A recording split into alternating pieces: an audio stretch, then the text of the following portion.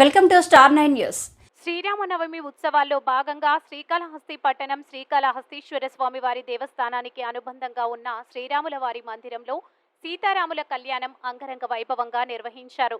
ఈ కార్యక్రమానికి శ్రీకాళహస్తి స్వామివారి దేవస్థానం ట్రస్ట్ బోర్డు చైర్మన్ అంజూరు తారక శ్రీరాముల వారి ఆధ్వర్యంలో చాలా ఘనంగా నిర్వహించారు. అనేక మంది భక్తులు సీతారాములను దర్శించి ఆశీర్వాదం పొందుకున్నారు.